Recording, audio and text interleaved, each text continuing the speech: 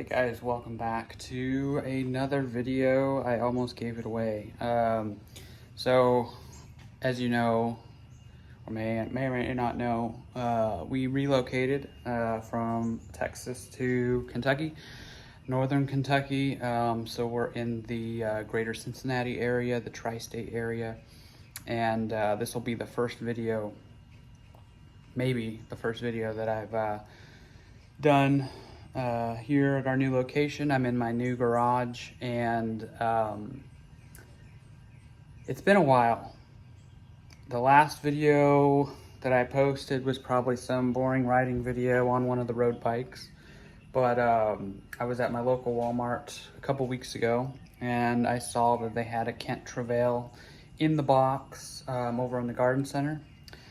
I made a mental note that, you know, once we get settled in, I might go check it out and see if they have it still. And I went there today, and they did. Today is July 17th. I was at the Walmart in Fort Wright, Kentucky. They had it in the box in the garden center. And I wasn't really interested in getting it. I didn't think, you know, because I haven't seen it in person. I've only seen it on video. And I went over, we're doing some shopping, looking at other stuff, and I was over at the bikes, and on the very top rack, they had one assembled, and I saw it, and I was trying to get it down, and for some reason the rack was not cooperating, wasn't coming down, wasn't put up right or something. So one of the guys came over and helped me, and he couldn't get it. He had another associate come over, and they finally were able to get it down, and I was thinking, oh God, if it doesn't fit me, and I'm like, oh, never mind, you know, these guys went through all this trouble. But anyway, I sat on it, and it seemed like it fit really nice, and I told my wife, I said, I'm gonna get this. So here it is. I'm gonna flip the camera around, and we'll get a better look at it, give my first thoughts on this bike. So excuse the mess. Like I said, we're just moving in. I'm just trying to get everything organized right now. This is the bike in all of its glory. This feels really nice. It fits me. The hang tag says for riders 6 foot and up. I think that's a mistake because it fits me pretty well, and I'm like 5'7"-ish. The seat is all the way down right now. I'm gonna probably look into a dropper. I know that I'm not the first to the party on this. I'm very late. There's several videos out there, so all the specs and everything will be out there on all those other channels, so go check those out. But my impressions of this bike from watching it on video from all y'all that have posted videos about it, I wasn't impressed. I didn't like the way it looked. I didn't like much about it, but seeing it in person really changes my opinion on it. And out of the box for $398, you get a lot of bike here. You're getting a 1x. I believe some of the guys have mentioned that that's a sealed bottom bracket in there, probably the Nico or Neko, whatever how you say it brand. Probably the same bottom bracket that I had in the Kent Genesis Bow.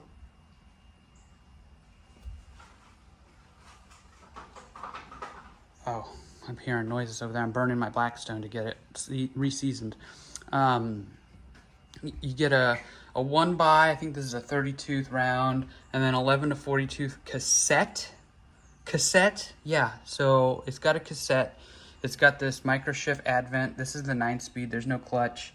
One thing that I'll say, and this may or may not be the case on every bike, this chain was not routed properly. I had to reroute it. It was actually underneath that little metal thing over here. I believe that this is the proper way that it's supposed to go, because when I was pedaling, I could hear it back here. It was going because it was rubbing on that little metal plate that you have under there. So luckily, this also comes with a chain with a master link already ready to go, so I didn't have to break the chain. So something that's not typical of these Walmart bikes. Usually you have to break the chain, but it's already got the master link there for you. So I just undid that, rerouted this portion here around this this jockey wheel here, and it's good to go. It doesn't make that rubbing sound on that metal piece anymore. It's just smooth. Pedals, probably going to change these. They're pretty garbage, but they are metal, aluminum probably pedals. Probably take the wheel off, get the dork disc off, get the reflectors off. This is just kind of my first initial impressions. XCM30 Suntour fork seems okay. It's got a lockout. I tested it out. The lockout is really nice. It doesn't really have much play in it once it's locked out. The handlebars and the grips, you know, all the contact points, those are all going to have to change. But what you get for $398, this is bike shop level stuff that you're getting here. I think you can get a Trek Marlin, you know, their entry level Treks with not the same or close to the same spec of entry parts, but you're not really getting, well, I guess you are now getting the one by, you're getting the internal routing, you know, you're getting, this is pretty comparable to that, but you're getting a tapered head tube, you're getting an Advent drivetrain, which I think is good. I really like the microshift stuff. We'll see how this goes. I have the Advent X on my other bikes, but yeah, for $400. The only thing that I'm complaining about so far is the visual of that kickstand mount.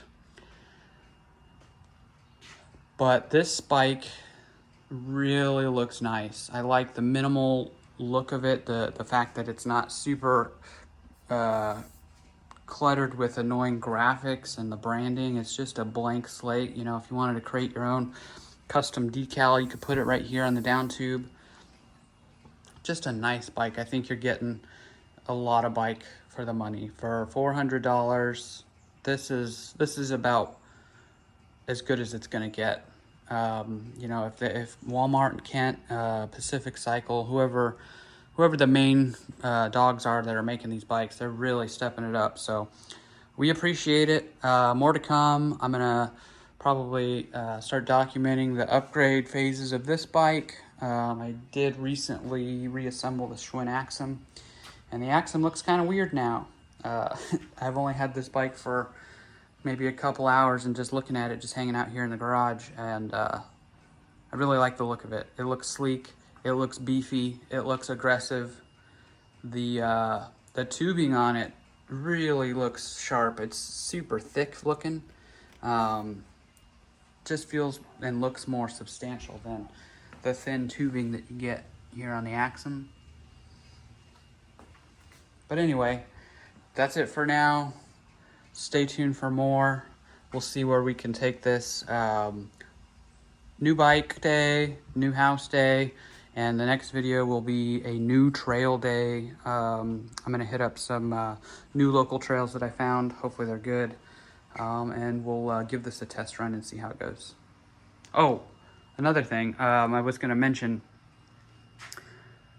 if I didn't move, I probably wouldn't have gotten this bike. Maybe I would have, but you may or may not know, I got rid of a couple of bikes from the fleet so we could move. I didn't want to move all of my bikes, so we got rid of the Giant Stance. We got rid of the Rock Hopper. So I got minus 2 bikes, so now I'm +1 again on bikes. I may have to get rid of the Trek Damane. I don't know where I'm gonna ride this. It's very hilly here. I took it out on a ride yesterday to a former golf course, and it's a paved path where they used to ride the golf carts, and it was way too hard, way too steep. Not enough time to build your momentum to get those climbs, so it's probably not sustainable for me to ride there, but we'll see how it goes. But definitely this new Kent is going to be the new focus of the channel for at least the next little while. We'll see how it goes. I'm probably gonna ride it stock, see how it goes, because I haven't really done that. The last time I rode a bike stock for a little while was the GT Aggressor Pro back in 2020. So I think that we're gonna give this bike a fair shot at seeing if it can hold its own in its stock form. which I believe it can. It feels and looks the part. So we'll see. Thanks again for watching, and we'll see you next time.